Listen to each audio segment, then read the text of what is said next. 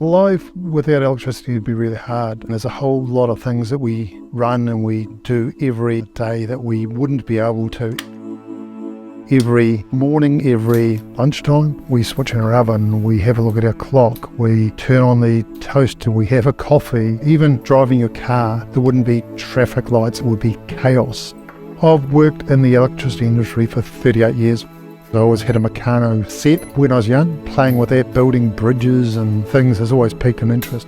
So after school, I decided engineering was the thing I wanted to do. Here I am today, 38 years on, still doing what I love. Transpower, we have two critical roles. We're the owner-operator of the national grid, which runs from Bluff in the south to Kaikoura in the north, the whole length of New Zealand, about 12,000 kilometres. And we're also the system operator, where we run the electricity market in real time and balance demand and supply, keep the lights on for New Zealanders. We've been the guardian of that power system for over 100 years.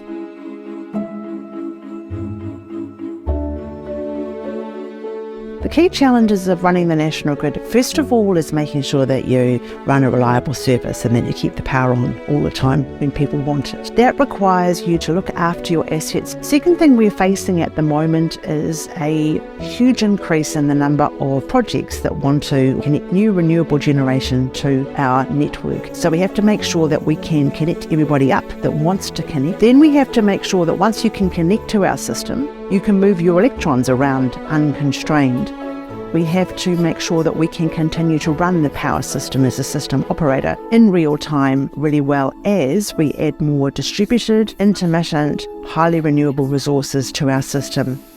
We are working to make sure we can connect up all that new renewable generation that's there and available and supply the extra load that we're seeing now arise as people electrify more of their vehicles, more process heat.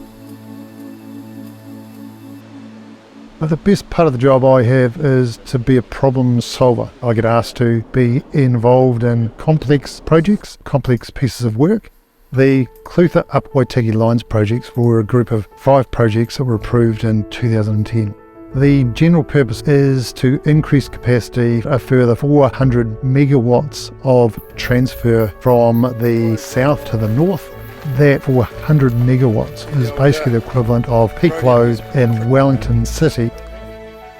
The biggest part of the project that I was involved in was the Roxburgh-Islington line, which was about 142 kilometres long, about 437 towers. We installed approximately 900 kilometres of wire. We installed approximately 24,000 insulators, installed 8,500 cubic metres of concrete on the 437 towers, about 1,700 truckloads.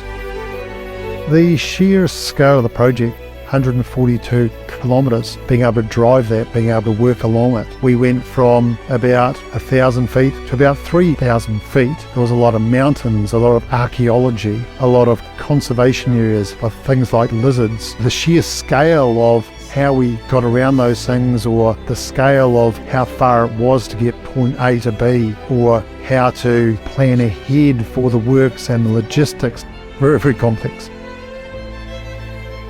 We interacted with about 380 people throughout the project to get approvals to enter the land, to work with archaeological groups, to work with environmental groups, to work with councils, the local people.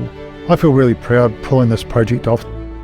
This project can be used as a benchmark as to what we can achieve when we put our minds to it, change the way we think, challenge ourselves hard, push ourselves harder, plan ahead.